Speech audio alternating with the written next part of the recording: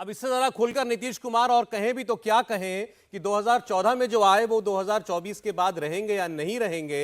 तो वो सीधे सीधे कह रहे हैं कि नरेंद्र मोदी 2014 के बाद प्रधानमंत्री नहीं रहेंगे और इसका जिम्मा उन्होंने लगभग खुद ही उठा लिया है जब वो ये कहते हैं कि सबको एकजुट हो जाना चाहिए 2024 के लिए और केंद्र में बीजेपी के खिलाफ, नरेंद्र मोदी के खिलाफ मिलकर सबको लड़ना होगा। तो जो आरोप उनके ऊपर लगा रही है बीजेपी की, दरअसल आकांक्षा, दबी आकांक्षा जो है वो प्रधानमंत्री बनने की है और इस सब के लिए उन्होंने बीजेपी का साथ छोड़ा और जो कुछ वो आरोप लगा रहे हैं वो सब बहाने हैं। मन में ये है कि कैसे पीएम बनना है। तो आज उन पर जरूर आरोप लगेंगे उनके इस ताजा बयान के बाद। और हर्षवर्धन जी, इसके बाद आपको लगता है कि जो दबी बात थी वो आ गई खुलकर? नहीं, निश्चित तौर पर दबी बात खुलकर आ गई। और नीतीश कुमार को अगर हम उस तरह से देखें तो बहुत वो पारंपरिक खांचे में ये सोच रहे हैं। उनको लग रहा है कि प्रधानमंत्री नरेंद्र मोदी 73-74 वर्ष के हो जाएंगे। प्रधानमंत्री नरेंद्र मोदी 10 वर्षों तक प्रधानमंत्री रह चुके हैं और क्या इस देश में बदलाव नहीं आएगा। उस बदलाव पर वो सोचते हैं कि चूंकि विपक्ष में कोई नेता नहीं है, राहुल गांधी की जो साख है, जो नेतृत्व के तौर पर उनको लोग देखते हैं, उनकी पार्टी में भी देखते हैं, वो सबको पता है। दूसरे जो नेता हैं उनके भी ऐसी कोई स्थिति नहीं है कि कोई उनको उनके एक तरह से कहें कि उनके पीछे सब खड़े होने को तैयार हो जाएं।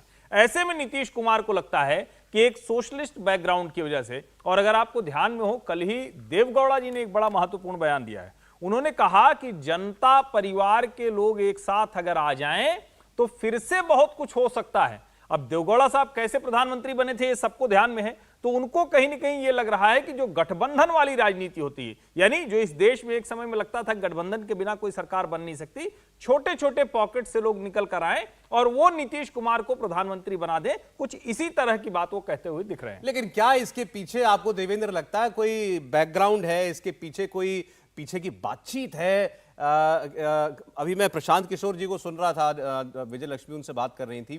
प्रशांत किशोर ने 2024 में नीतीश कुमार के सपनों के बारे में यह कहा कि मेरी जानकारी में ऐसा कहीं नहीं है, ये कहीं कोई बात चल रही है ऐसी कि हमें नीतीश कुमार जी को जो है आगे बढ़ाना है या बाकी राजनीतिक दलों के बीच में इसको लेकर के कोई चर्चा हो रही हो। बिल्कुल सर, अब प्रशांत किशोर ने जो कहा है, हम लोगों की जो जानकारी है वो उसी लाइन पर है कि अभी तक इस बाबत कोई बातचीत नहीं हुई है। नीतीश कुमार को ये उम्मीद जरूर है कि ऐसा हो सकता है और अभी तक जो बातचीत नहीं हुई है उसमें सबसे बड़ा रोड़ा पिछली बार था जब प्रशांत किशोर खुद मैनेज कर रहे थे नीतीश कुमार और कांग्रेस के बीच इक्वेशन को लेके। उस समय जब नीतीश कुमार बीजेपी में आए थे, उससे पहले कांग्रेस के पास वो गए थे इस लिहाज से कांग्रेस पार्टी उन्हें प्रोजेक्ट करे। जब कांग्रेस की तरफ से दो टूक शब्दों में मना किया गया, उसके बाद उनका उस गठबंधन से मोह भंग होना शुरू हुआ था और उसके बाद उनको ये लगा कि अगर मुख्यमंत्री ही बने रहना है तो फिर बीजेपी के साथ जाना होगा।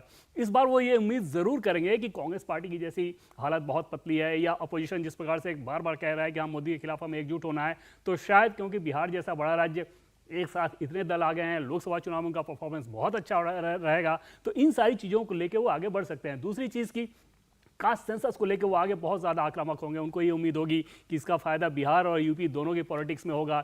ईबीसी के नेता हैं, वो बैकवर्ड क्लास के नेता हैं, वहाँ पे पढ़े लिखे व्यक्ति हैं, बोलते ठीक हैं, तो ये सारी चीज़ें वो अपने पक्ष में मानकर ऐसा सोच रहे हैं, ऐसी उम्मीद कर रहे हैं। लेकिन इस बाबत कोई बातचीत नहीं हुई है और वो बातचीत होना इतना आसान नहीं होगा कि जैसे कि पहले हम लोग बातचीत कर रहे थे कि केसीआर उनको स्वीकार लें, ममता बनर्जी स्वीकार लें, अरविंद केजरीवाल स्वीकार लें, शरद पवार उनको स्वीकार लें, ये इतना आसान नहीं होगा। और सबसे बड़ी बात, कांग्रेस पार्टी आधिकारिक तौर पे स्वीकार ले, ये सबसे बड़ा मुश्किल चैलेंज अभी भी नीतीश कुमार के सामने खड़ा रहेगा। लेकिन आज के बयान में सौरभ एक और दिलचस्प चीज देखें आप जी, अटल बिहारी वाजपेयी का वो नाम ले रहे हैं। अटल बिहारी वाजपेयी के साथ लालकृष्ण आडवाणी उसी रूप में बीजेपी चलाते थे, संगठन पे पकड़ ज्यादा आडवाणी की थी।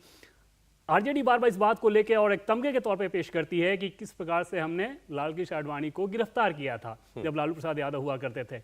उसी आरजेडी के साथ हैं, उन्होंने बहुत समझदारी के साथ नीतीश कुमार ने आडवाणी का जिक्र तक नहीं किया, सिर्फ बार बार अटल बिहारी वाजपेयी की बात करते रहे थे। और जिस सम्मान की बात वो कर रहे थे, निश्चित तौर पे जो विधायकों की बैठक में उन्होंने इसी बात को कहा था कि बीजेपी हमें अपमानित कर रही थी, इसलिए अलग हुए। इंडिया टीवी हर वक्त हर जगह डाउनलोड करने के लिए सर्च करें India TV news Google play store या ऐप स्टोर पर।